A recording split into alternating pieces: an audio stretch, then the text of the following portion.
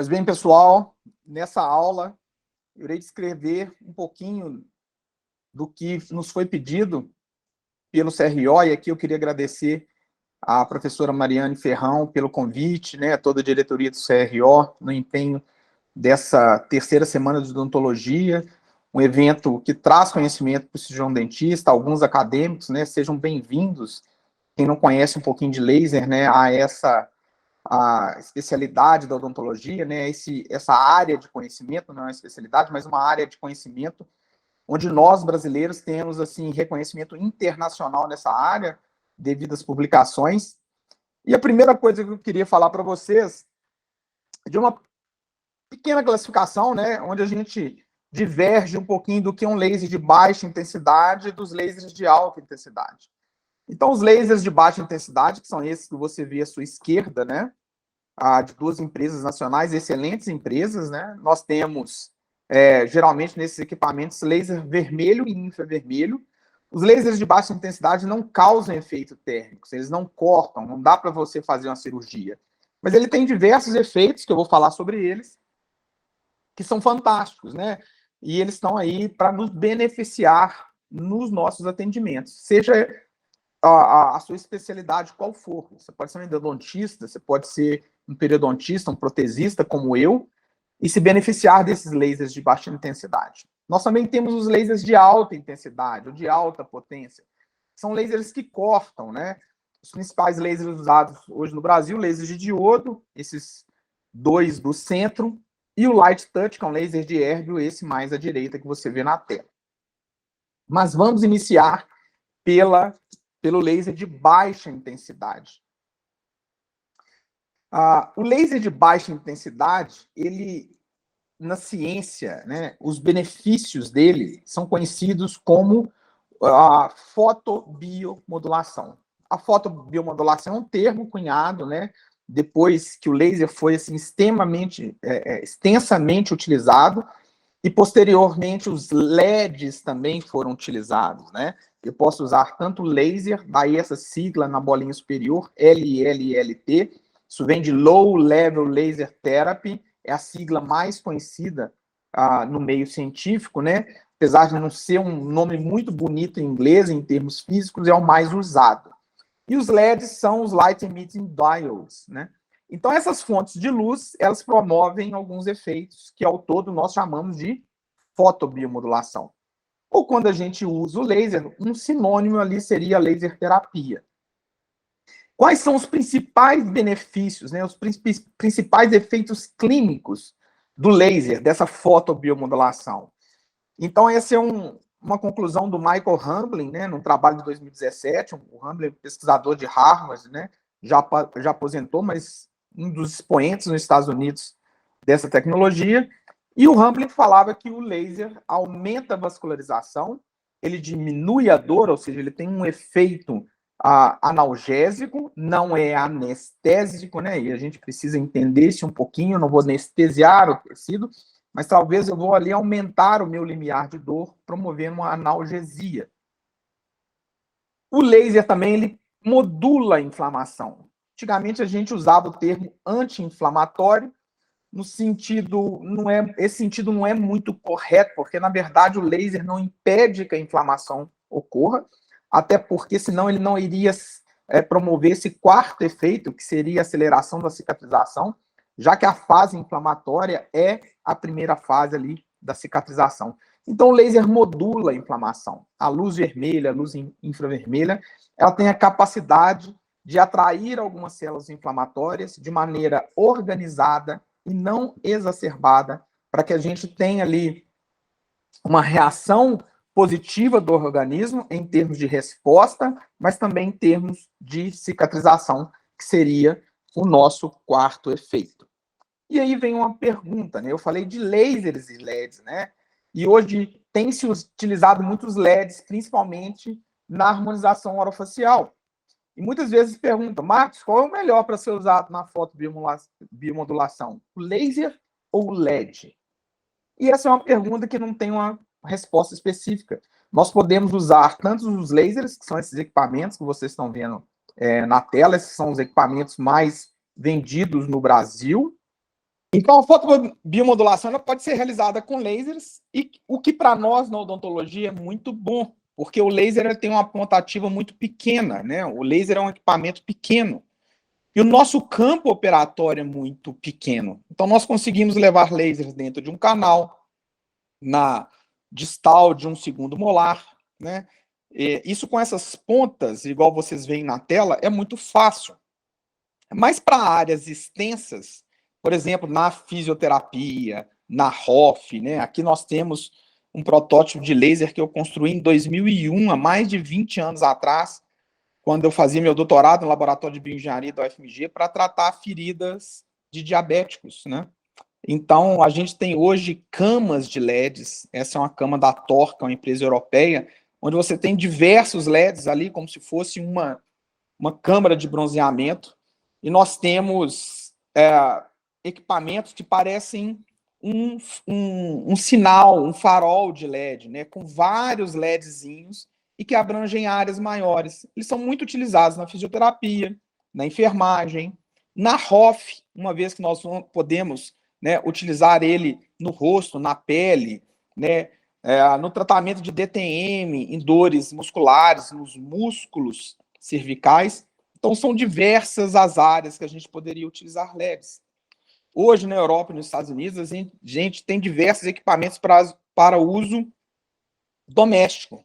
Então, esses capacetes de LED para crescimento de cabelo, né, funciona desde que bem indicado, de uma maneira correta, ou para dores musculares, para dores articulares, como a gente está vendo aí no joelho, ou diversos outros equipamentos que nós vamos aprender a controlar esses equipamentos, né? O futuro da fotobiomodulação é exatamente um aprendizado do paciente. Você vai prescrever, né? Você vai receitar a utilização dessa terapia e ele irá utilizar isso em casa, no equipamento, por exemplo, que ele compra na farmácia ou em alguma loja.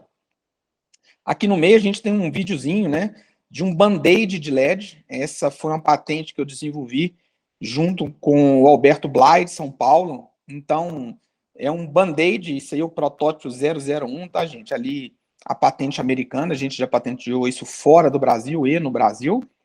Infelizmente, a patente nos Estados Unidos sai muito mais rápido que aqui. E ali está um band-aid, ele não tem fio, ele é flexível, ele é descartável, e a gente poderia utilizar isso, sei lá, em pacientes diabéticos, né? O diabético fez um cortezinho na pele e a gente teria como utilizar esses LEDs.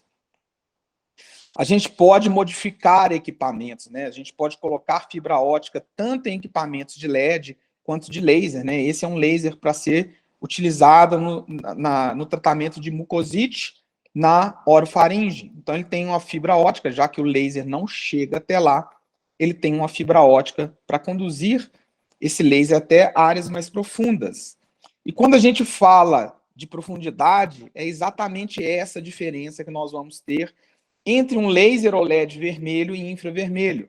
Então, guardem bem o que eu vou falar aqui agora, que é uma das regrinhas que a gente tem quando a gente estuda doses de laser, né? Quando eu quero tratar algo superficial, por exemplo, uma afta, a cicatrização depois de um pós-cirúrgico de periodontia em gengiva, se eu quero tratar herpes, como eu mostrei, uma ferida de diabético, gente, eu vou usar laser vermelho. O vermelho é uma luz que não penetra muito, mas ela tem muita energia.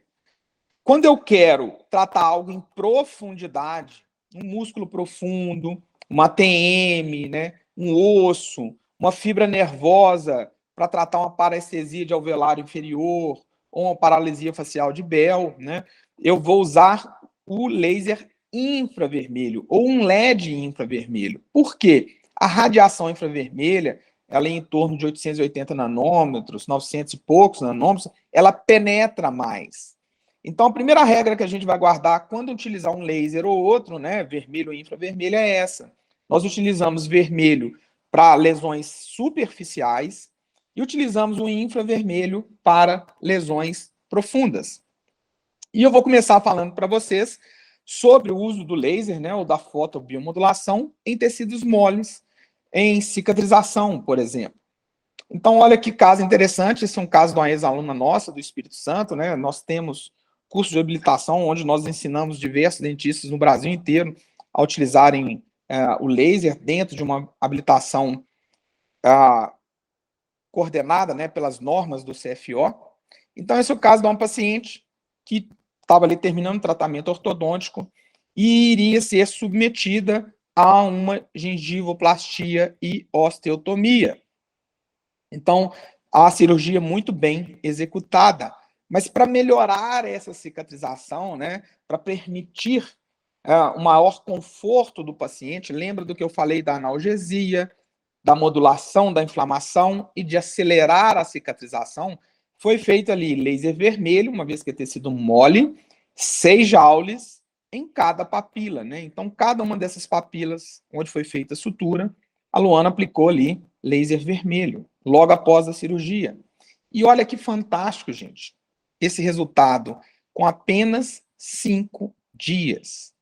Olha a qualidade dessa cicatrização, né? A paciente ali, com todo o cuidado na higienização, conseguindo higienizar, mas olha que qualidade tecidual com apenas 5 dias. Antigamente a gente usava laser nesses casos de cirurgias, um paciente que tem dificuldade de cicatrização, por exemplo, no diabético, né?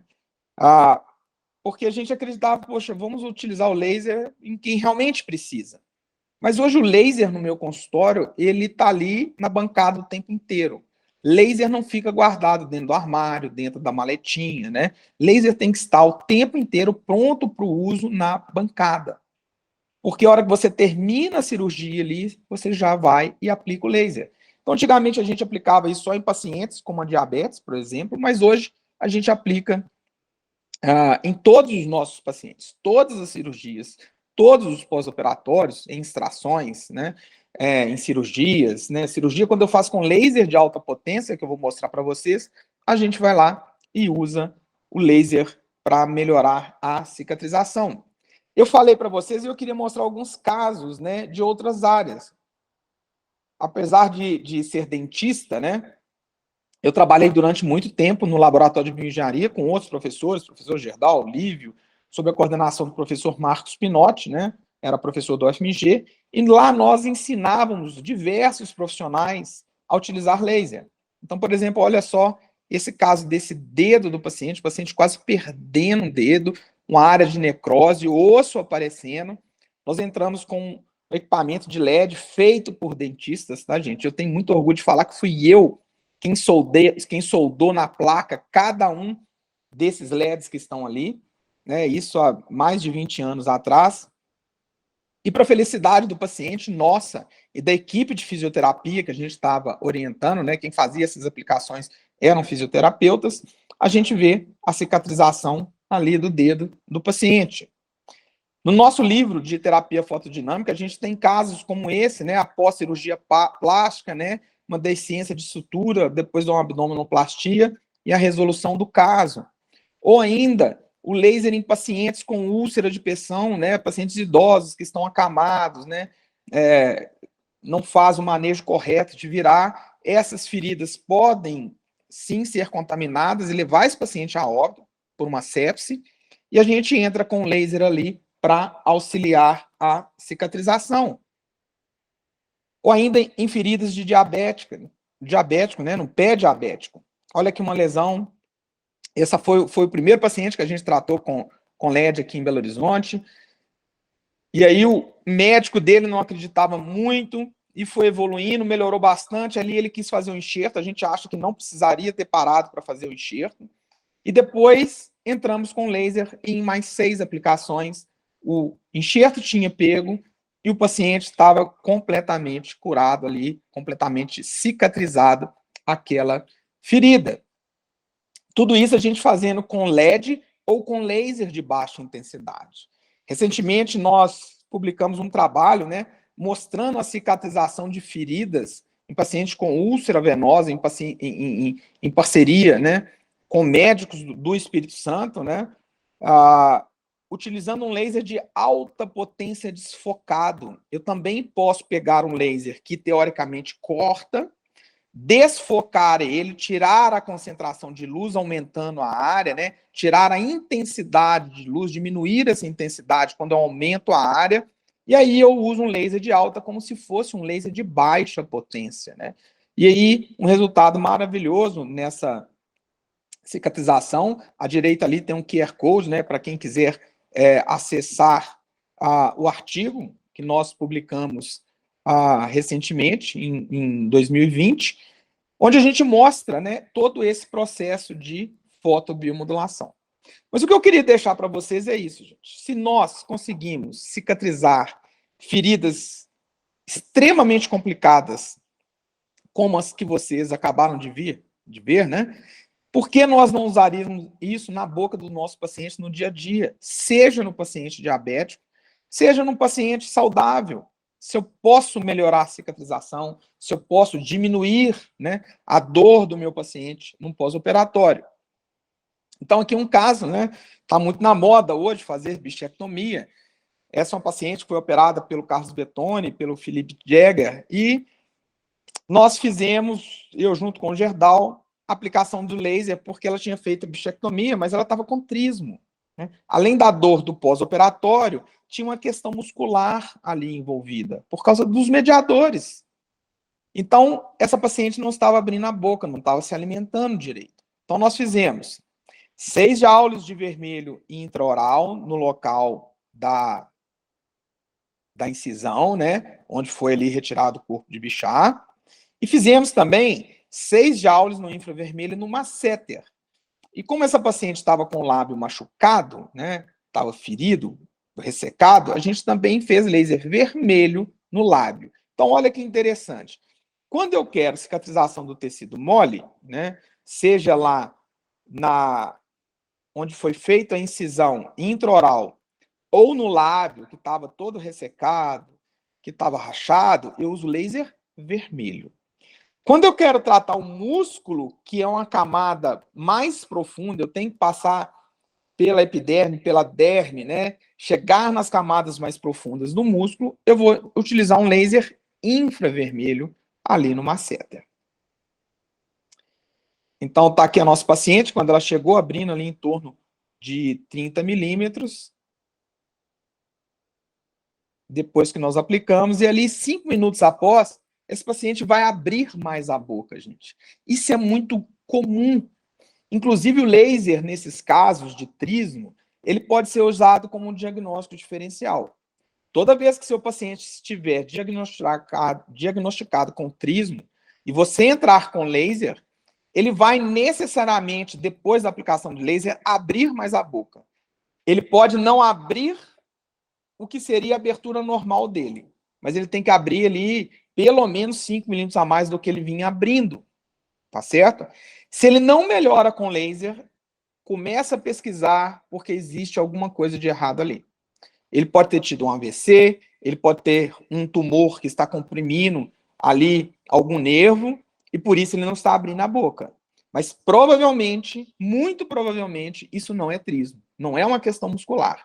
Existe uma outra causa disso daí e o laser nos ajuda ali até mesmo para auxiliar nesse diagnóstico diferencial. Nós podemos usar a luz vermelha muito além da questão da cicatrização. Uma das utilidades, por exemplo, algo que nós criamos aqui em Belo Horizonte, né, é fazer a transiluminação para a reabertura de implantes. Então, nós vemos a sombra do laser aqui, onde estava o outro implante, e aí a gente fez a abertura mínima, né, no caso aqui foi até usado um laser de alta potência, sem sangramento, para esse paciente, no qual ele iria usar uma overdentro ali. E aí abrimos colocando o abattement bola e capturamos na prótese desse paciente. Então essa também é uma das utilidades, utilização dos lasers ali, né, seja ali um mix, né, de tecido mole e tecido duro. Mas o laser, gente, ele é muito mais do que cicatrização. Ele é muito mais do que efeito analgésico. Nós podemos utilizar o laser em tecidos duros, né? Em osso. É muito interessante essa melhoria de cicatrização, né? De resposta do organismo. Esse é um caso que foi realizada em 1991. Nossa, Marcos, você trabalhava em 1991? Não, esse não é um caso meu, esse é um caso do professor Juarez Correia da Silveira, né, que era professor titular da UFMG, já falecido. Posteriormente, esse caso foi e é controlado até hoje, né, pelo filho dele, professor Lívio Silveira, que trabalha com a gente nos cursos de habilitação. Então, olha só que caso interessante. Lá em 1991, gente, Laser estava rastejando, mas o professor Juarez Correia é uma pessoa extremamente criteriosa, um cientista, professor titular de patologia do UFMG, periodontista. Ele recebeu esse paciente. Havia ali, no dente 13, uma perfuração radicular mínima, né, que o dentista não viu quando ele foi fazer o pino, e posteriormente apareceu aquela fístula ali, e o professor Juarez entrou com um laser, né, 20 sessões, 2 aplicações por semana, e uma dosimetria de 9 joules, né? E o mais interessante, gente, é a gente analisar que essa dosimetria que foi usada lá em 1991, ela é muito coerente com as dosimetrias que o nosso grupo utiliza até hoje. Diferentemente de outros grupos no Brasil que nessa época, né, ou mesmo já nos anos 2000, usavam doses muito, muito, muito menores do que essa, né? Doses 25 vezes, 50 vezes menores do que essa, o que não vai muito de acordo com o que a gente pensa. E aí esses grupos vieram aumentando as doses, né, chegando muito próximo hoje do que a gente vem utilizando nos últimos anos. Então, olha só que interessante, né? Não é um caso que a gente tem fotografia clínica, eu tenho as radiografias da época, né? Os controles. Então, aqui em 91, depois um controle de 94, ali um ano depois, em 95, a cicatrização completa, gente. Ali não foi feito retratamento, ali não foi feito PDT, não havia PDT na época. Ali foi feito somente o laser nas 20 sessões. O laser estava ali auxiliando o reparo do organismo da paciente, né, para combater aquela agressão, combater aquela infecção e, ao mesmo tempo, aumentar o metabolismo ósseo, né, para formar osso naquela região. A evolução em 2001, nós publicamos isso num congresso internacional, né, a evolução desse caso, olha o aspecto clínico aqui, já com foto em 2001, com 10 anos de controle. Compara lá a fotografia, a radiografia, né, de 1991 com 2001. Para mim, esse é o caso mais bonito que a gente tem no nosso grupo. Eu falo muito isso para o Lívio, esse é um caso fantástico, gente. E, posteriormente, outros controles, né, 2008, né, a prótese ali ainda na boca do paciente, da paciente, em 2017, já uma radiografia digital, olha ali o osso, dependendo da angulação da radiografia, né, gente, a gente vê maior ou menor essa questão da onde houve a perfuração, mas a prótese está na boca da paciente hoje, até hoje. Na verdade, está até hoje, 2022, né, 5 anos depois dessa. O Lívio controla essa paciente ainda, essa paciente está viva, né, essa prótese ainda está na boca dessa paciente. Então, olha que maravilha, né? Mais de 30 anos de tratamento conservador. Eu fico imaginando se essa paciente tivesse feito lá em 1991 um implante, né? Hexágono externo, grandão, 14, 16 milímetros. Hoje essa paciente estaria mutilada. Pouquíssimas pessoas faziam implante nessa época. Ou mesmo se ela tivesse estendido essa prótese para premolar, né? Mas não seria apenas um pré, provavelmente os 2 prés, até mesmo um molar, e o outro incisivo, uma vez que esse canino é extremamente importante na proteção da oclusão dessa paciente, quando ela faz desoclusão. O canino é o dente mais importante na boca. E quando você perde esse dente, né, para você repor isso em termos protéticos, teria que ter uma prótese muito mais extensa. Então, eu entendo que o ganho financeiro e o ganho biológico, nesse caso, ele foi imenso. E aí, a gente comparando aqui, né, a radiografia de 1991 com a radiografia de 2017. No próximo caso, nós vamos mostrar a utilização do laser, né, numa paciente complexa, paciente com estresse altíssimo, com a lesão periapical no dente 11. Esse dente já tinha sido tratado, retratado o canal descendente, cada vez com um profissional melhor, né, mais tarimbado, e permanecia lá, a lesão permanecia, a fístula. Essa paciente, ela estava sendo tratada, né, por um ortopedista, pelo Dr. Orlando Santiago, que procurou o Dr. Lívio e falou assim: Lívio, eu precisava da sua ajuda aqui como periodontista. E a sugestão de tratamento aqui foi 2 aplicações de laser, uma antes da ativação ortodôntica e uma após a ativação ortodôntica. 8 joules apenas ali no local do defeito ósseo, onde tinha aquela lesão e onde saía ali para aquela fístula. Então, o início do caso aqui em 11 de 2000, já ajustando essa paciente, virou o ano ali, março de 2001, a fístula já tinha desaparecido, mas a imagem radiográfica, você ainda vê o processo de cicatrização ali da lesão.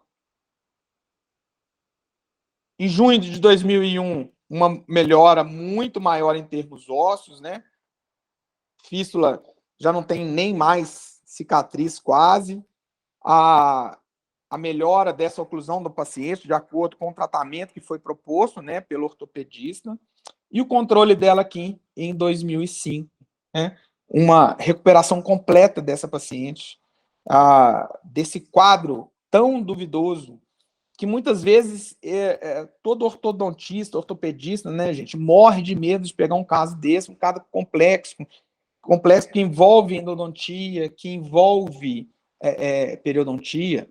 Mas a mensagem que eu quero deixar para vocês é essa: o laser, ele pode ser usado tanto em tecido mole quanto em tecido duros, né? Eu vou auxiliar o reparo ósseo do organismo do meu paciente, seja numa cirurgia de implante, seja numa movimentação ortodôntica, né? Seja após uma apsetomia, onde eu vou fazer ou não preenchimento com algum biomaterial, eu tenho condições de melhorar essa resposta óssea do organismo. Nesses casos, nós vamos sempre usar laser infravermelho, porque eu estou chegando lá no osso. Eu queria mostrar para vocês também a fotobiomodulação em tecidos nervosos. Então, quando a gente fala de laser de baixa intensidade, né, uma das grandes aplicações que a gente tem é no tratamento, sei lá, de parestesias, de paralisias. E o próximo caso que eu vou mostrar é de uma ex-aluna nossa. Ela não é dentista.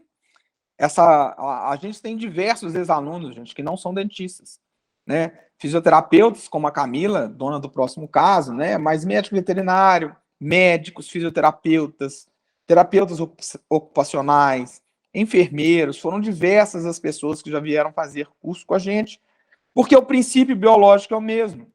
Então, a gente tem muito orgulho de falar que foi da odontologia no nosso Brasil que nasceu muito da fotobiomodulação que a gente tem em diversas áreas hoje. Seja aqui na UFMG, seja em tantas outras universidades no país, né, na USP, na Unesp, na Universidade da Bahia, diversos professores dentistas que foram orientando outros profissionais. Esse caso é um caso extremamente complicado, né? Porque quando a gente pensa, né, em paralisia, né, em parestesias, a gente tinha como base nunca tratar casos muito antigos. E o caso dessa paciente era extremamente antigo. Ela começou a ser tratada pela Camila em 2015, né, e ela vinha de um processo de 1990, né? 25 anos que ela tinha feito uma cirurgia. Ela era uma senhora bonita, com as 2 filhas dela ali, né? Na época era uma moça bonita, né? E ela foi retirada, né? Foi fazer a retirada de um neuriroma do acústico e ela sofreu ali, por causa da cirurgia, uma paralisia facial na hemiface direita, né? Um erro médico.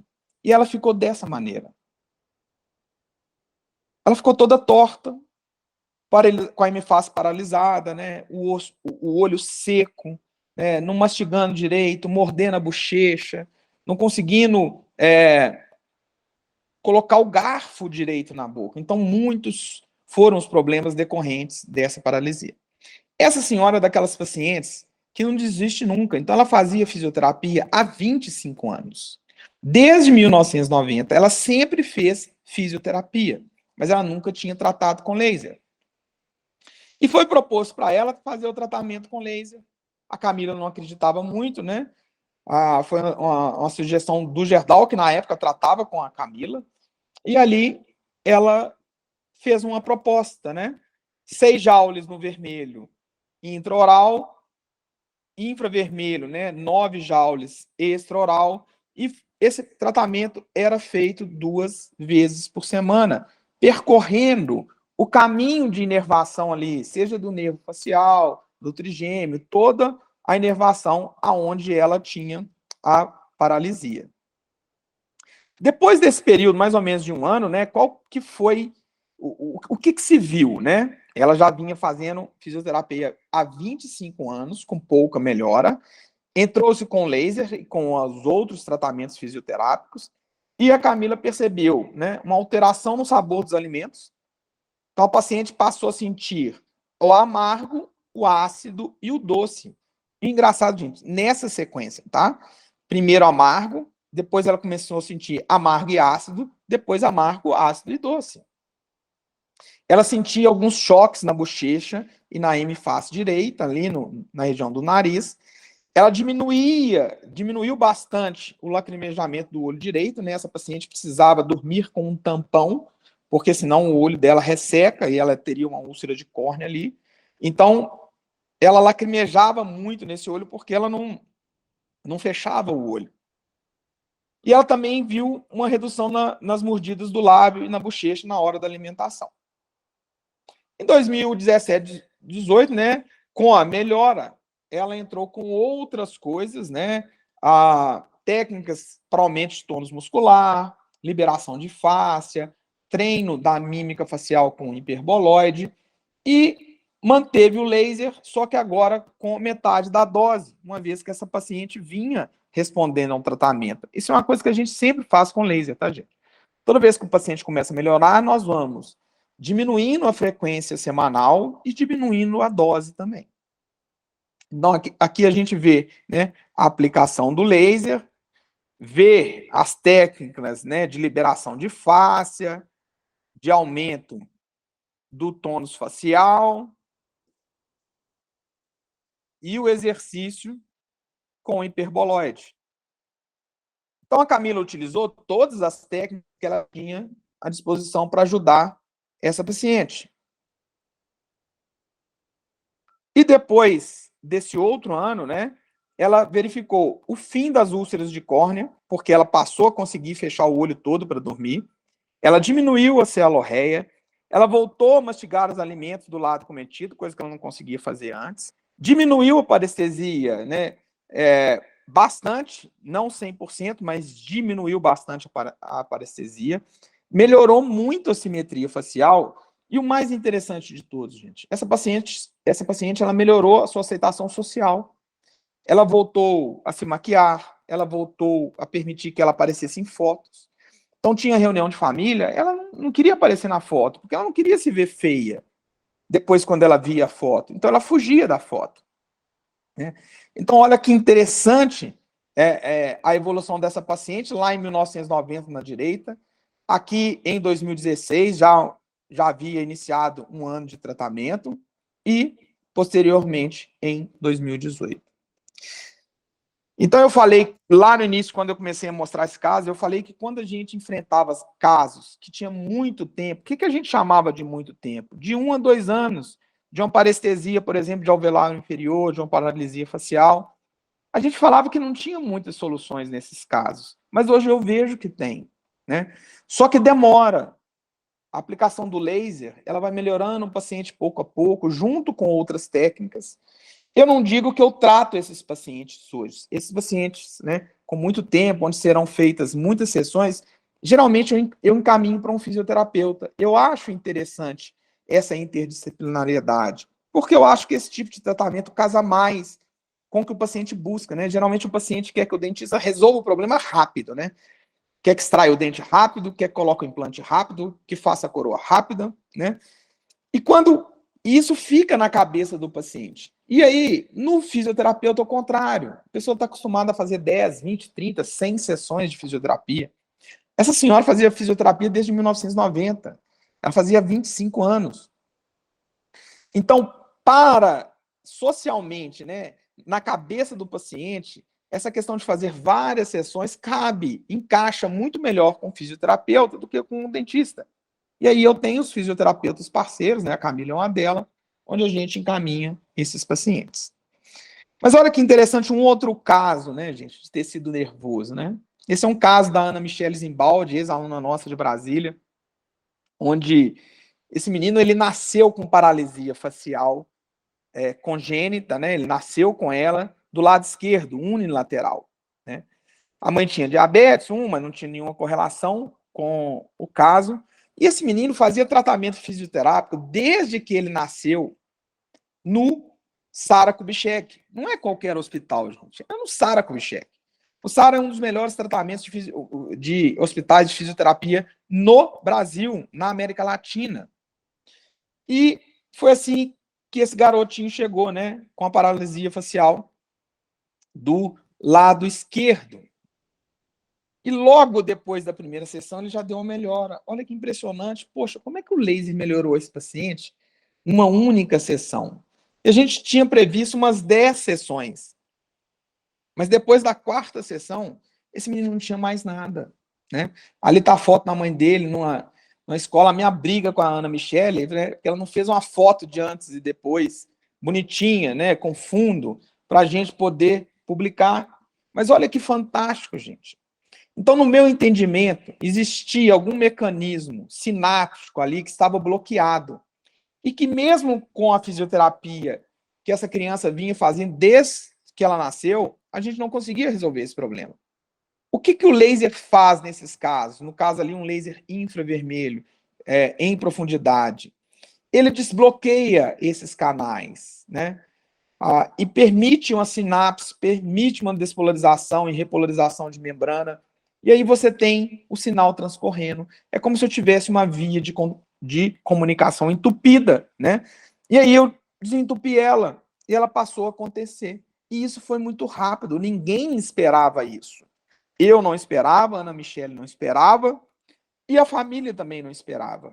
Então, eu vejo que cada dia mais o que a gente tem, assim, apesar de ter mais de 20 anos de trabalhar com laser, eu vejo que cada dia mais novas aplicações estão surgindo, porque mais pessoas estão trabalhando com laser e pessoas de diferentes especialidades. E isso é fantástico.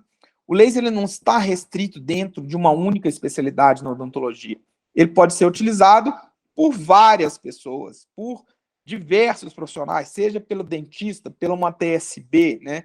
Por diversos profissionais que poderiam usar essa tecnologia. Aqui, só para a gente falar de algo muito atual, né? A utilização do laser no pós-Covid, no serviço público, gente. Então, esse aqui é uma ficha de um caso da doutora Marinalva Faria, ex-aluna minha na FEAD, quando eu era professor, diretor na FEAD.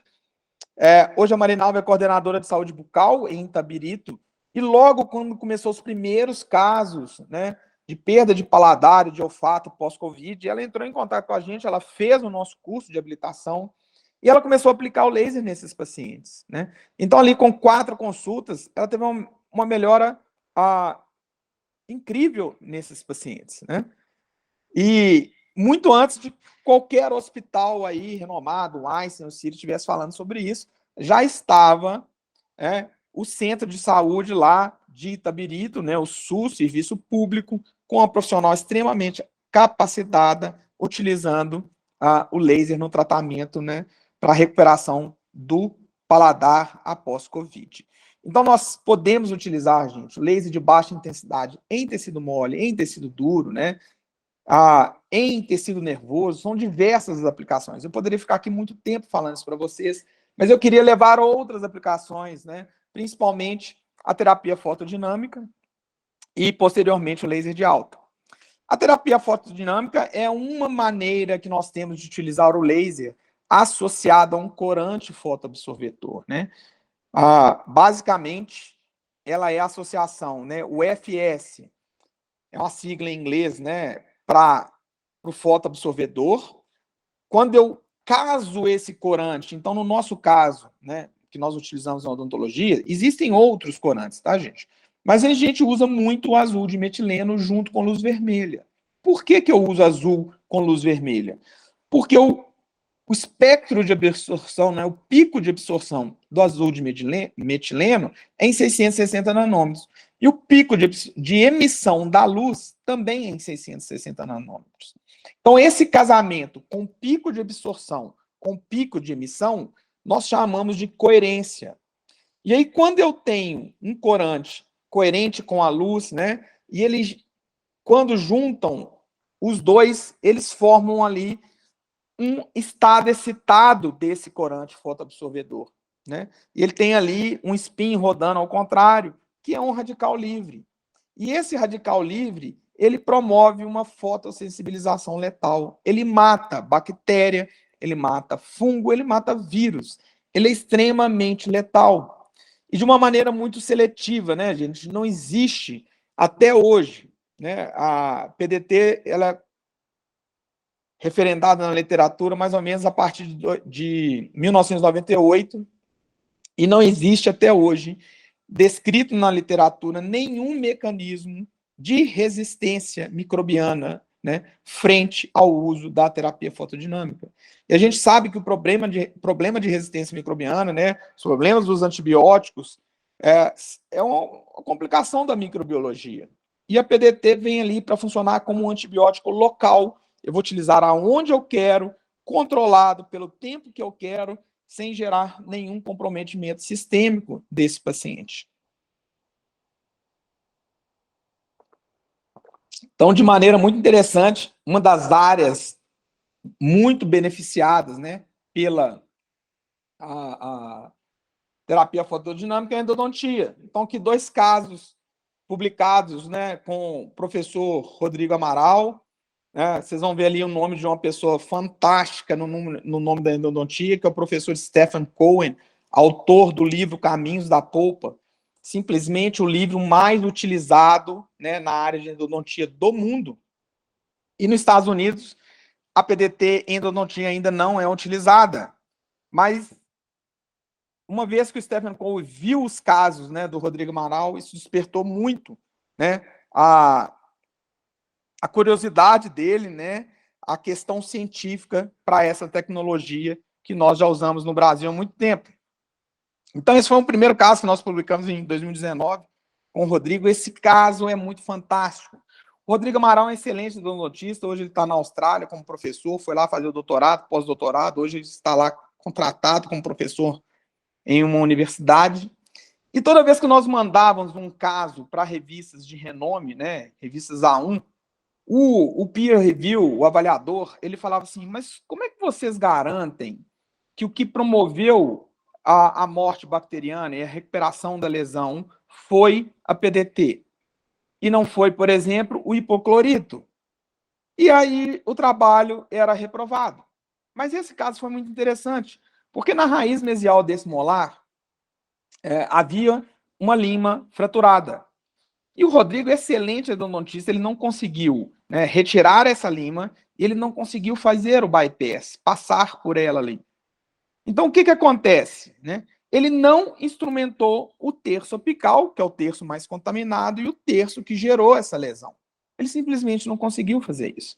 E aí, o que ele fez? PDT, azul de metileno e laser vermelho. Né? A receita da PDT é muito simples, tá, gente? A gente aplica azul de metileno, 5 minutos, e vem com o laser vermelho, necessariamente vermelho. Marcos, mas é um canal muito fundo, eu não consigo chegar lá no fundo. Então, você vai usar uma fibra ótica.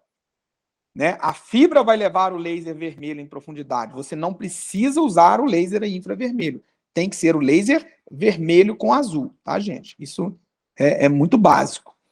E aí você vai usar entre 4 e 9 joules, né? 40 ou 90 segundos de laser. Quando que eu uso 9, quando que eu uso 6, quando que eu uso 8 ou 9, Marcos? Quando o volume é pequeno, você usa 4, né? Quando um volume é maior, a gente utiliza 8, 9 joules.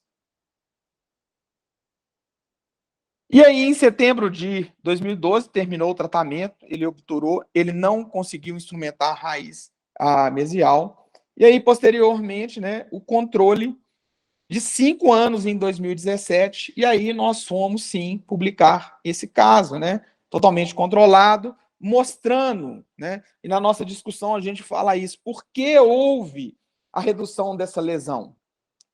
Primeiro, o azul de metileno ele tem um peso molecular muito pequeno, então ele penetra em profundidade não somente na luz do canal, mas em toda a raiz e muitas vezes no periápice.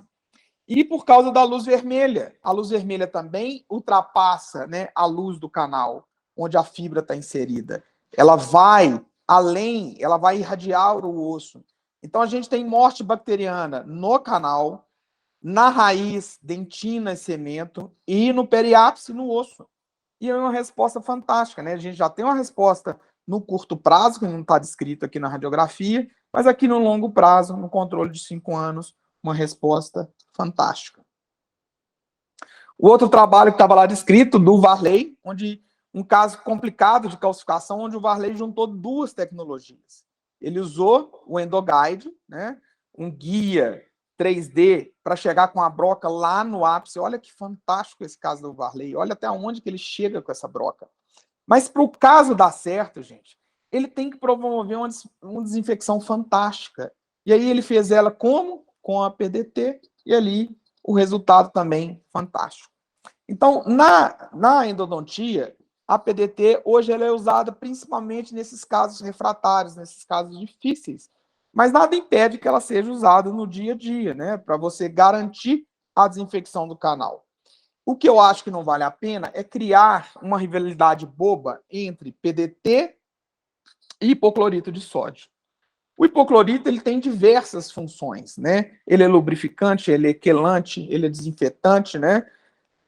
São várias as funções e você vai continuar utilizando ele. Ou outro irrigante que você venha, porventura, utilizar, por exemplo, a clorexidina. Mas ao final de cada sessão ou ao final do tratamento, quando você vai fazer a obturação, é interessante você garantir uma desinfecção além dos sistemas de canais radiculares, né? Que possa chegar ali no periápice. E a gente consegue isso com a PDT.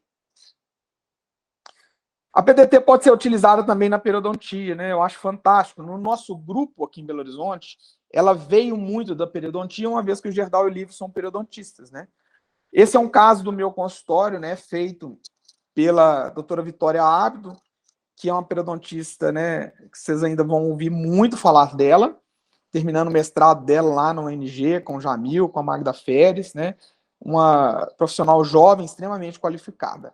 Então, aqui nós vamos fazer um tratamento de regeneração óssea guiada num defeito ósseo numa paciente que outros profissionais já tinham falado que ela teria que extrair não somente um dente, mas 2 dentes. Olha que mutilação, gente. Muitas vezes a gente tem que fazer essa extração, mas se você tem algo mais a oferecer para esse paciente, e muitas vezes não é uma questão financeira, né, não é um custo financeiro, porque o custo desse tratamento, muitas vezes, ele vai sair mais caro do que um tratamento de implante. Mas o paciente não queria perder dente. É uma paciente relativamente jovem. Ela queria permanecer com os dentes dela, né? E aí foi feito todo o tratamento, né, de raspagem, com instrumentos manuais, com instrumentos rotatórios, a desinfecção das superfícies ósseas e radiculares com o Quimiolux, que é esse produto que vocês estão vendo, que é o azul de metileno. Eu tenho muito orgulho de falar que o Quimiolux foi desenvolvido aqui em Belo Horizonte, aqui em Minas Gerais, por mim, pelo professor Gerdau, pelo professor Lívio, professor Marcos Pinotti, né? O Quimiolux, ele é um licenciamento nosso para a DMC, então foi algo que nós geramos a proteção intelectual disso, e eu tenho muito orgulho de mencionar que foi o primeiro produto, né, registrado na Anvisa para uso em terapia fotodinâmica no Brasil. Durante muito tempo, ele foi o único produto, né, hoje já tem concorrentes, mas é um nome que virou sinônimo, né? Às vezes a pessoa, não, pede o Quimiolux lá da MM Optics, né, que é um outro nome, não me lembro qual, né, ou manda manipular. Vocês manipulam o Quimiolux, né, fica o nome, né, o azul de metileno, a 0,01 ou 0,05% fica, em termos comercial, né, um nome forte, e eu tenho muito orgulho disso. Depois que é aplicado, a gente espera 5 minutos, mesma coisa da endodontia, e fizemos vários pontos ali, né, com 40 segundos ou 4 joules no vermelho, sempre no vermelho, tá, pessoal? E aí, posteriormente, né, limpamos, tiramos o azul, às vezes mancha um pouquinho, usamos ali o Prefgel da Straumann, né, posteriormente o Endogain, para a gente dar todas as condições de melhora, utilizamos o BIOS colágeno ali no defeito ósseo, a sutura realizada com todo o cuidado, né, para preservar as papilas, e depois a ferulização desses dentes. Ali foi utilizada uma fibra da Angelus com uma resina injetável da Shofu, um excelente material. Eu gosto muito mais de usar essas fibras e resina do que um fio ortodôntico. Eu acho que fica um conforto melhor para o paciente e a qualidade dessa ferulização é muito boa. Então, aqui o nosso caso inicial e ali o nosso controle. Olha que resultado fantástico. Uma redução absurda de bolsa, né? E o interessante foi que a própria Magda Feres, né, um expoente, né, hoje da periodontia no Brasil e no mundo, né? Ela tem lá uma hashtag, né, Save the Tooth Perio, onde ela colocou o caso da Vitória pela execução magistral dela ali. É muito interessante, né? Você vê como é que a nossa periodontia hoje ela tem relevância mundial, né? E a PDT faz parte disso, tá, gente? A PDT faz parte disso. Aqui um outro caso, Dr. Rodrigo Martins, de Palmas, no Tocantins, que nos cedeu isso com muito carinho, e a gente tem muita gratidão. Muito obrigado, viu, Rodrigo? Fica aqui o Instagram do Rodrigo, Rodrigo_Martins Pério. Entra lá, tá, gente? Rodrigo também terminando o mestrado dele lá no ONG, na área de pério. Um profissional extremamente experiente, extremamente qualificado, né, na periodontia, com muito para nos ensinar. Então, aqui no caso desse molar, um defeito de 2 paredes, né, um defeito extenso. No pré-molar também um defeito extenso, né? E um caso muito parecido com aquele anterior. Foi feita a descontaminação da raiz com curetas, com o piezo. Posteriormente, foi utilizado o Prefgel e a PDT com azul de metileno, depois colocando o Endogain e o BIOS Small. No outro caso, a gente usou o BIOS Collagen, aqui usando o BIOS naquela granulação menorzinha. Depois, mais uma camada de Endogain antes da sutura, não foi utilizado membrana nesse caso. Olha lá como é que fica bonito o azul de metileno. Muitas vezes esse azul de metileno, gente, ele nos ajuda a ver se tem alguma trinca. Quando você tem trinca num dente, essa trinca ela fica corada. Então ali a gente vê que não tem presença de trinca, mas o azul de metileno penetra muito nesses tecidos e ele promove praticamente uma esterilização dessa superfície radicular e desse osso. E posteriormente ali, né, num pós-operatório de 6 meses, né, um resultado fantástico desse, né, uma bolsa ali de 4 milímetros, com o controle do paciente, a formação de um epitélio juncional longo, que irá promover saúde ali, desde que esse paciente mantenha a higienização, mantenha o controle periódico no dentista. Mais uma vez, queria agradecer ao Rodrigo pela sessão do caso. A gente fica muito feliz de ver as pessoas utilizando o Quimiolux, né? Eu vejo, quando a gente entra no Google, digita a palavra Quimiolux no Google, no Scholar Google, né? No Google acadêmico, a gente vê quase 200, né? Quase 200 trabalhos publicados com o nome Quimiolux na sua metodologia. Na verdade, são mais trabalhos, porque algumas pessoas não usam o nome comercial, e sim a formulação farmacêutica, né? E aí, com certeza, são mais de 200 trabalhos nacionais e internacionais nessa área.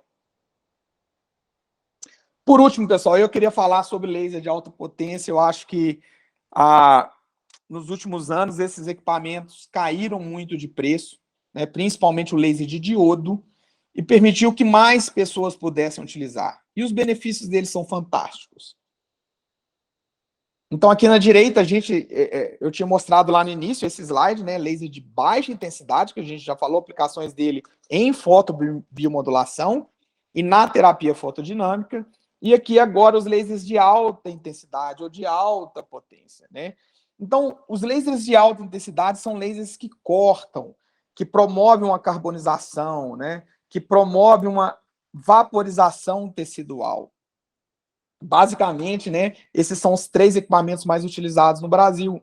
O TW Surgical, da MM Optics, né, o Tera Laser Surgery, da DMC, que são lasers de diodo de alta potência, e a gente tem um laser de Erbium YAG, israelense, o Light Touch, que é um equipamento de um nível mais caro, né, enquanto o laser de diodo de alta potência está ali na faixa de R$30 mil, esse equipamento, né, o Erbium, ele está na faixa ali de R$200 mil. É um equipamento mais caro, mas que tem benefícios fantásticos, né? Muitas vezes você consegue fazer o tratamento, né, sem anestesia. Então, aqui, uma descontaminação de suco um paciente odontopediátrico. Esses casos são de um grande amigo, ex-aluno nosso lá do Espírito Santo, né, do interior do Espírito Santo, Dr. Wesley Liparisi, um cara fantástico, extremamente capacitado.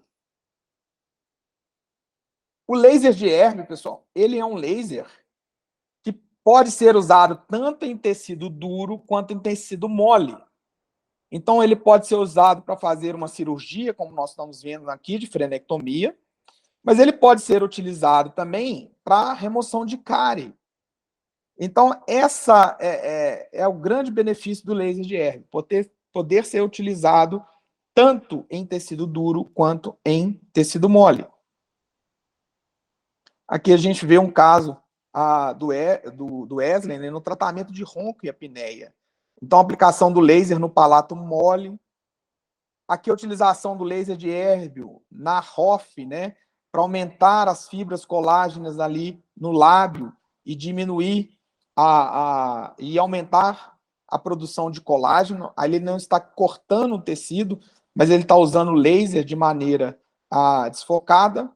E aí, aqui para clareamento de lábio também, procedimentos no qual o laser de Erbium pode ser utilizado na harmonização orofacial. Mas ele é o laser, né, característico da odontologia para a remoção de cárie.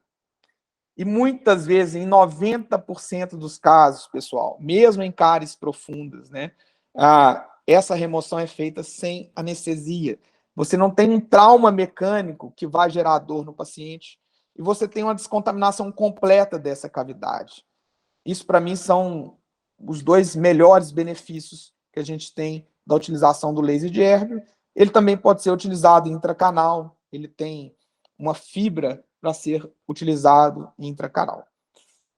Apesar de eu ter mostrado para vocês essas aplicações, né, eu acho que a aplicação que mais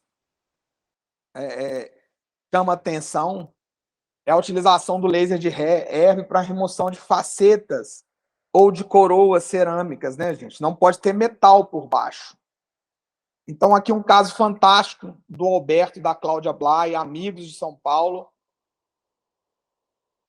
Aqui não é um laser o título ali não é um Erbium YAG, é um Erbium cromo, é um pouquinho diferente, mas também é um laser de Erbium. Esse é o laser da BioLaser, uma empresa americana. E aqui ele sendo utilizado na extensão da coroa. Então, o que o laser de Erbium faz, gente? Ele quebra a ligação do cimento com a coroa e com o dente. Uma vez que o cimento tem água e a água absorve esse comprimento de onda. E aí, como é uma coroa, ela ainda tinha um pouco de retenção mecânica, mas depois da utilização do laser, você consegue ali remover essa coroa. Isso é muito legal. Eu coloco essa música romântica no fundo, gente, porque realmente é uma tecnologia apaixonante, né? Eu acho que o meu sonho é que todos nós dentistas pudéssemos ter um equipamento desse no consultório. Essa ainda é uma tecnologia muito cara, mas eu vejo, né, eu já conheço em termos de pesquisa, opções futuras para que elas se tornem baratas. Então, por exemplo, o laser de diodo de alta potência era um laser que no passado estava ali na casa de 20 a 30 mil dólares, né? Então, entre 100 e 150 mil reais, e hoje está na casa de 30 mil reais. E eu creio que no futuro teremos algo parecido, né, com laser de erg para ser usado em tecido duro, em tecido mole. Mas vamos lá falar um pouquinho do laser de diodo de alta potência, que é muito mais acessível, né? Eu acho que hoje 30 mil reais dividido de algumas vezes é acessível para diversos dentistas.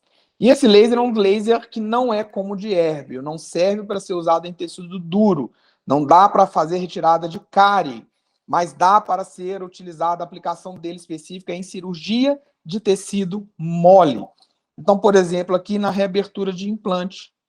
Então, a grande vantagem desses lasers, né, é a hemostasia, não ter sangramento. Poxa, Marcos, mas está sangrando ali na foto. Está sangrando. Toda vez que você tiver um sangramento, você aumenta um pouquinho a potência desse equipamento e ali você tem a carbonização, a evaporação tecidual e a hemostasia. E aí a gente colocou um cover maior, né? Isso aqui é um tissue level da Straumann. Esse é um caso que poderia ter sido moldado no mesmo momento, sem problema algum. Aqui um caso de frenectomia com laser, né? Não, num paciente, né, na idade de pronunciar o R, né, falar o arara, né, paralelepípedo, e muitas vezes esses pacientes vêm encaminhados pelos fonoaudiólogos, que trabalham muito bem com os profissionais que trabalham com laser. Por que o fonoaudiólogo gosta de trabalhar com quem trabalha com laser, gente? Porque quem faz com laser não tira esse paciente das sessões de fonoaudiologia. Quem trabalha com laser já fala que ele tem que, não é que ele pode, ele tem que continuar as sessões a partir do dia seguinte da cirurgia, né? Isso é extremamente importante. E quem faz da maneira tradicional, geralmente ela tira, espera melhor, espera tirar os pontos, melhorar a questão da dor para depois voltar para a fonoaudiologia. E como a fonoaudiologia cobra por sessão, ela não quer ver esse paciente longe por muito tempo. Então, não só os benefícios biológicos e clínicos são visíveis, mas financeiramente, para a parceria entre o fonoaudiólogo e o dentista que utiliza laser, essa tecnologia é muito legal. Então, aqui o caso inicial, né, a inserção do freio lingual, a maneira como nós anestesiamos, né, quando eu falo nós, sou eu e a minha esposa, a doutora Vanessa, que é odontopediatra, ela que faz essas cirurgias, né, a Vanessa faz isso tanto em crianças quanto em bebês, né, eu acho que é muito importante, e eu vou falar isso daqui a pouco, né, que esses procedimentos sejam realmente feitos por odontopediatras, tá certo, gente? Então, aqui a gente gosta de usar esse colírio, né, um colírio anestésico à base de tetracaína e fenilefrina. Ele tem um potencial anestésico muito alto e ele pode ser utilizado no tecido úmido. Eu não preciso secar ele, igual a gente usa no anestésico convencional. A anestesia em tempo real, tá, gente? Você vê que o paciente está ali ansioso, com um pouquinho de medo. E essa é a anestesia do jeito que foi dada. Essa é uma anestesia extremamente dolorosa. Mas o uso do colírio anestésico como anestésico tópico é extremamente eficiente. E aqui eu vou mostrar para vocês, sem falar muito, a cirurgia em tempo real. Quando vocês veem essa luz, né, essa luz a gente não enxerga ela, ela aparece aí porque as câmeras de celulares hoje elas captam o infravermelho. Esse instrumento que a Vanessa está levantando a língua, né, chama tentacânula, instrumento baratinho, você compra no Mercado Livre, né? Ele é muito eficiente para fazer esse levantamento, e essa é a cirurgia.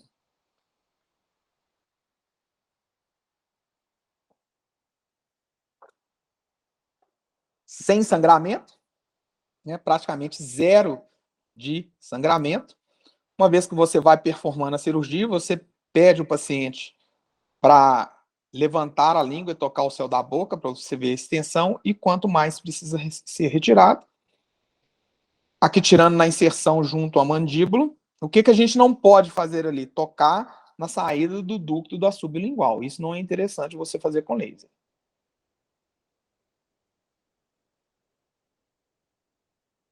Então, esse é o procedimento, gente. Nem mais, nem menos. Esse vídeo não foi editado, essa é a duração da cirurgia. Muitas vezes os pais falam assim, nossa, ô Marcos, nossa, Vanessa, já acabou, já acabou. Esse é o procedimento. Aí as pessoas falam assim, mas caro, né, para ser tão rápido? E eu tenho uma brincadeira para isso. Às vezes eu pergunto para o paciente, né, você gosta de ir para o Rio de carro ou de avião? Né? Aí o paciente ri, né? E fala, poxa, realmente, né? Tudo que é mais rápido é mais caro. Mas não é só a questão do valor, tá, gente? Do retorno financeiro para o dentista. Né? A questão biológica é muito legal. Então, aqui o pós-operatório imediato, nós entramos ali na figura da direita com laser de baixa potência no vermelho, já para dar uma melhorada nessa cicatrização e ter o efeito analgésico. Aqui o paciente frontal antes e depois e lateral antes e depois. Como é que ele consegue colocar muito mais essa língua para frente, né? E o processo cicatricial diário. Esse é um paciente que a gente conseguiu fazer as fotos diárias, né? Durante 7 dias, né? O primeiro, segundo, terceiro até o 7º dia. Vocês vão vendo que essa lesão branca, né? Isso não é uma afta, tá, gente? Você precisa explicar isso para os pais, para não tentar tirar isso, para não passar nada. Isso é a fibrina formando no processo de cicatrização. Né? No primeiro, segundo dia, esse paciente vai reclamar um pouquinho, né? Não vai conseguir comer todas as coisas, principalmente alimentos mais condimentados. É interessante o uso ali do ibuprofeno, do Alivium, é legal dar o analgésico para essa criança.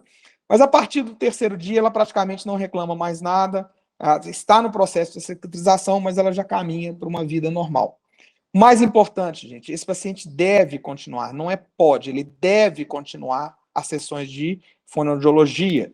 O exercício ali impede uma fibrose, né? Impede uma cicatrização de maneira errada e você perder essa extensão de movimento que você conseguiu na cirurgia.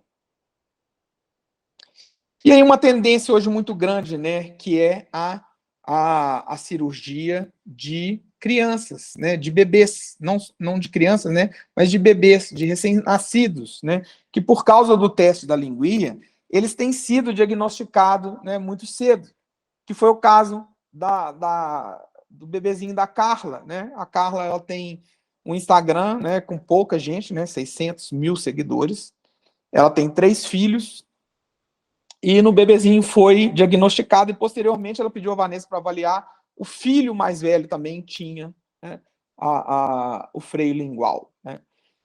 E olha a responsabilidade, gente, de você tratar de um paciente desse, de uma pessoa que tem um Instagram com mais de 600 mil seguidores, né? 99% desses seguidores são mães de crianças que estão no interesse ali de saber como lidar com seu filho, né? Ela ensina como você colocar o neném para dormir rápido, né? Poder dormir melhor. Então, olha a responsabilidade. Imagina se algo dá errado no tratamento desse, né? Olha a imagem negativa. Da mesma maneira, quando vem algo positivo, você colhe os retornos disso também. Então, isso aqui no dia da cirurgia, a Vanessa fazendo a cirurgia laser, a avaliação, né? É interessante o pai estar presente, tá, gente? Muitas vezes é o pai quem segura essa criança, né? Não é uma coisa fácil de ser realizada, né? Precisa ter a secretária ali ajudando no tratamento, não é algo trivial, por isso que eu acho que é extremamente importante que a cirurgia, a frenectomia em bebê, seja feita em pacientes, por profissionais especializados em odontopediatria e capacitados, né, e habilitados em laser terapia pelo CFO. Tá? Eu acho que a chance de você cometer um erro cai muito quando você tem experiência com bebês e quando você tem a capacitação, né, do uso de uma tecnologia dessa da maneira adequada. Aqui uma cirurgia ao vivo para a gente ver, né? Eu vou tirar o volume, porque o bebezinho, né? Essa aqui é a Filipa, ela já cresceu hoje, mas a Filipa, quando era bebezinha, ela tá chorando por causa da contenção. Ali ela tá anestesiada, a gente sempre anestesia. Eu acho uma maldade fazer isso sem anestesiar, tá, gente? E aí, a hora que você para, segurar ela não chora mais. A gente avalia o tanto que a língua subiu e posteriormente essa criança vai para o colo da mãe, né? Ela vai ser, ela vai mamar ali, né? Por causa da liberação desse freio. E aqui vai alguns conselhos meus, né? Alguns deles eu já dei, né? Mas primeiro, tenha todo um preparo específico de odontopediatria. Então ali a gente está vendo os óculos para os adultos, mas está vendo aquela proteção ali para tampar o olho do bebê, que não tem óculos para bebê. Você vai ter que usar uma proteção dessas, tipo de dormir para bebê, né? Que bloqueie a luz, que ela tenha um fundo escuro, né? Segundo, usem, gente, dos seus contatos profissionais e esteja inserido numa equipe multidisciplinar. Eu acho que não vale a pena o dentista assumir toda essa responsabilidade sozinho. Então, hoje no nosso consultório, a Vanessa trabalha com um osteopata especializada em bebês, né? O osteopata é um fisioterapeuta com pelo menos 5 anos de especialização na osteopatia. Então, muitas vezes, esse bebê tem um torcicolo congênito, tem outras questões que não é apenas freio. Essa equipe ela é formada também por uma fonoaudióloga, né? É importantíssimo a presença da fonoaudióloga antes da cirurgia e principalmente depois da cirurgia. Então, o odontopediatra, ele tem que estar formado, né? Ele tem que estar envolvido numa equipe multidisciplinar. A responsabilidade de fazer uma cirurgia, uma frenectomia em um bebê, ela é altíssima. Eu acho que não vale a pena, né? Nem o custo financeiro, né? Nem o envolvimento emocional para você estar sozinho nessa jornada. Então, esteja inserido numa equipe multiprofissional. E se você não tem essa equipe, indique para quem tem essa equipe, tá certo? Esse bebê vai ser muito melhor atendido, depois ele vai voltar para você, os pais vão amar a sua indicação, vão continuar com a confiança em você, mas se algo acontecer, lembra do que eu falei daquele caso, gente? Uma pessoa com 600 mil seguidores, imagine se algo negativo acontece, o dano para sua imagem é muito grande, ok? Então fica meu conselho aqui para quem pensa em fazer ou quem faz a cirurgia em bebês. Aqui outras aplicações, né, com laser de alta potência. Vamos lá, a gente tem diversas aplicações. Aqui na ortodontia, para colocação de aparelho no segundo molar, e ali a necessidade de fazer uma olectomia, a gente faz isso de uma maneira muito simples com laser. Apesar de ter um aspecto feio, né, gente? Eu chamo isso de efeito churrasco, né? O aspecto não é muito bonito, mas a cicatrização é tranquila, não é algo complicado, né?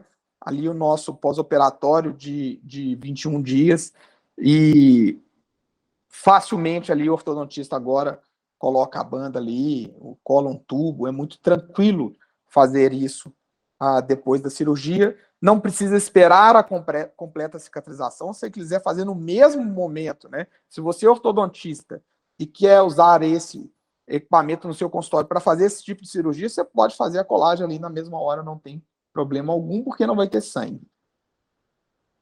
Aqui um caso complexo, né, onde a gente fez um tratamento de reabilitação oral nesse paciente com implantes. E aí, na hora de reabrir os implantes, né, esse é um paciente que tinha muito medo, né, gente? Vou até voltar aqui. Olha o estado desse paciente. Esse não é um paciente de baixo poder aquisitivo, né, nem de baixo nível intelectual. Esse é um paciente professor universitário, das melhores universidades do Brasil, né? Mas com muito medo de dentista, já com alguns implantes ali nos dentes inferiores, mas nunca um tratamento completo, né? Sempre correndo, com muito medo. E a gente propôs para ele uma reabilitação oral que envolvia implantes, que envolvia prótese fixa, né? E aí, na hora da reabertura dos implantes, a gente queria dar uma conformação para essa gengiva e a gente consegue fazer isso com laser. A gente consegue não só reabrir para ter acesso ao parafuso de cobertura, mas eu consigo dar o formato que eu quero ali para aquela gengiva. Então, a gente vai pincelando com o laser ali. Essa ponta do laser não está quente, tá, gente? Ali é uma transmissão de calor por radiação, ela não esquenta, ela esquenta enquanto ela está funcionando. E aí nós vamos retirando, dando o formato que a gente quer para essa gengiva.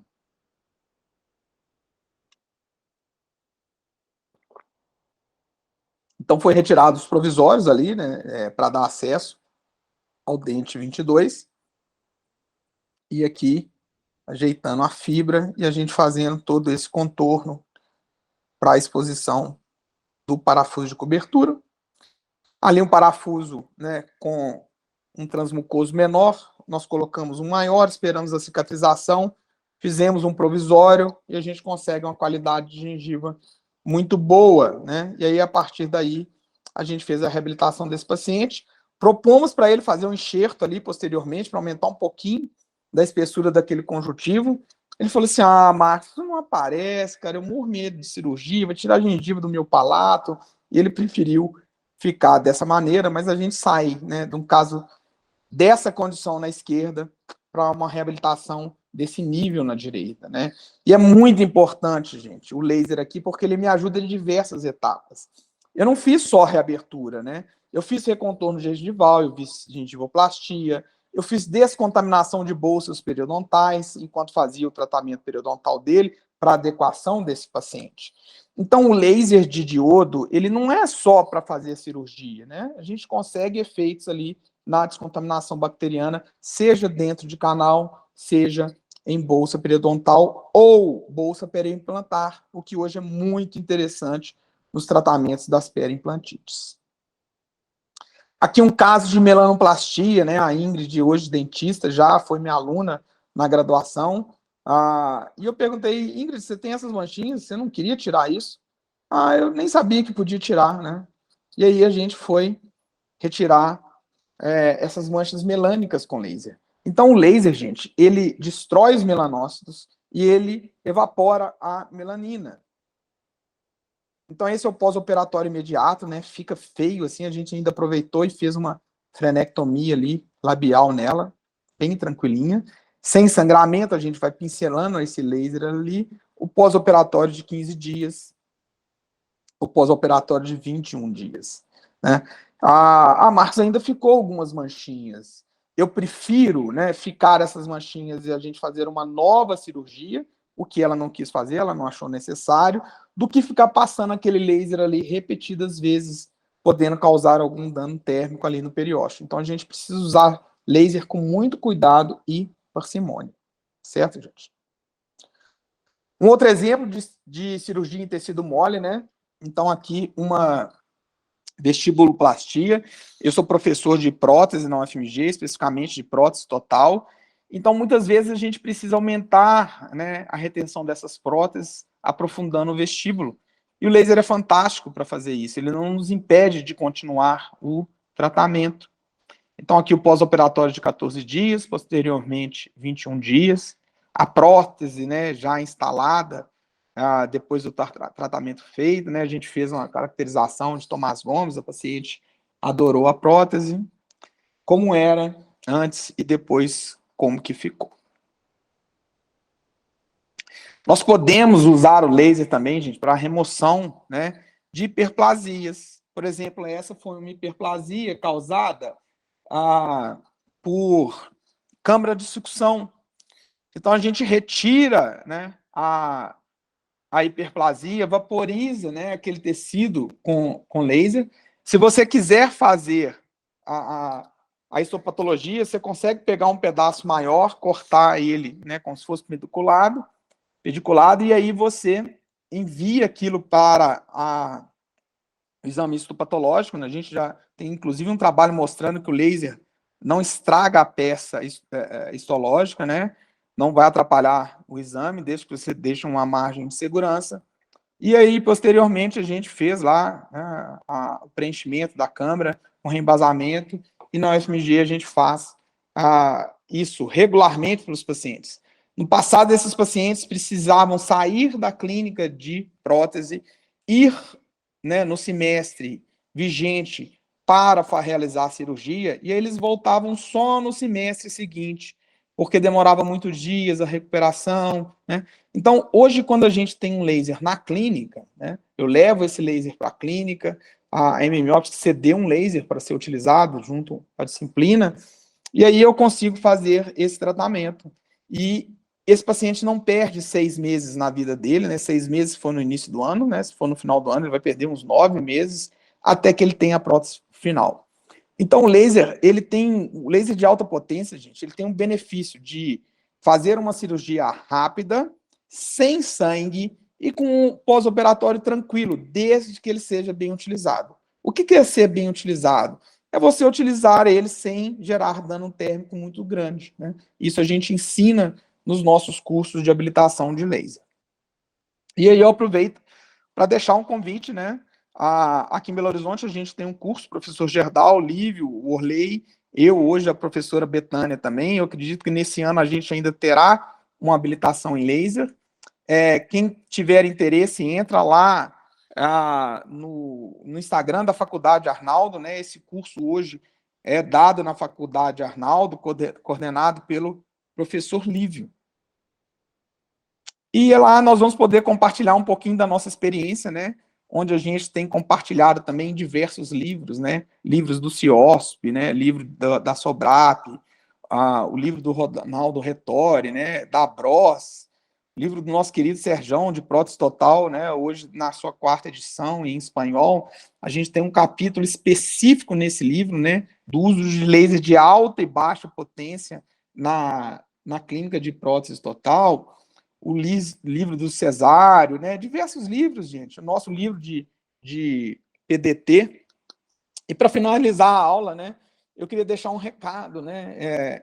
O pessoal mais novo aí, o pessoal da internet, do Instagram, do TikTok, provavelmente vocês conhecem o Ícaro de Carvalho, né? Um expoente aí do marketing digital. E recentemente o Ícaro fez, né? Alguém fez uma pergunta para ele, cara, o povo tá doido, largar o odonto para ir trabalhar nos Estados Unidos em subemprego. Então, havia lá uma discussão de uma dentista que largou a vida aqui para ir trabalhar nos Estados Unidos em subemprego. E aí ele deixa esse texto, né? Ele fala que essa é a situação real do nosso sistema educacional, mas ele faz um quadro muito interessante do dentista, né? Ele fala que o dentista é um cara extremamente bem capacitado, né? Ele é um cara, né, que é um empresário de si mesmo, que ele tem uma reserva de mercado tão grande quanto o médico. E ele fala assim, um bucomaxilofacial, né, um ortodontista, não sei o que ele quis dizer ali, ortognático, né, são profissionais qualificadíssimos. E eu sei que vocês são ou serão profissionais qualificadíssimos, né? Mas essas coisas levam tempo, gente. O conhecimento leva tempo, né? E a gente precisa ter perseverança e acreditar que as coisas não são do dia para a noite. Com laser também não é do dia para a noite, não é fazendo um curso de laser que você vai ganhar dinheiro com aquilo, mas o benefício, né, imediatamente, perdão, mas o benefício do laser na sua vida, né, na vida dos seus pacientes, o reconhecimento, as indicações, são questões que vocês vão ver naturalmente aparecer no seu dia a dia. E eu acho que esse, para terminar a aula, é o grande benefício hoje que eu vejo da laser terapia. A qualidade de tratamento que eu consigo oferecer para os meus pacientes. E essa é a mensagem que eu queria deixar aqui para vocês. Fica aqui meus contatos, né? Quem tiver interesse, pode me mandar um e-mail, tá o meu telefone ali, me manda um WhatsApp. Eu acho que o melhor caminho hoje para contato é via Instagram, né? Segue o meu Instagram aqui. Quem quiser seguir, fique à vontade, curtir lá as postagens, né? Os cursos que nós damos, eu sempre coloco eles no Instagram. E eu queria aqui, mais uma vez, agradecer, né, a diretoria do CRO por promover, né, essa 3ª semana da odontologia, por promover esses eventos online, onde as pessoas têm acesso, vocês terão aí 30 dias para assistir essa aula, né, parabenizar a doutora Mariane Ferrão, né, pela maneira como é que ela tem conduzido essas questões no CRO. Obrigado pelo convite, Mariane. Obrigado, Yasmin, pelo suporte junto a essas aulas, né, as questões online, e toda a equipe do CRO envolvida nesse processo. Não é fácil, gente, fazer tudo isso. E fica aqui o meu muito obrigado. Quem tiver dúvida, manda aí, né, posteriormente, via e-mail ou no WhatsApp, ou mesmo, como eu falei, eu acho que o melhor caminho é pelo Instagram mesmo. Tá certo? Um muito obrigado para todo mundo. Aproveitem aí o nosso mês, esse mês de outubro, o mês da odontologia.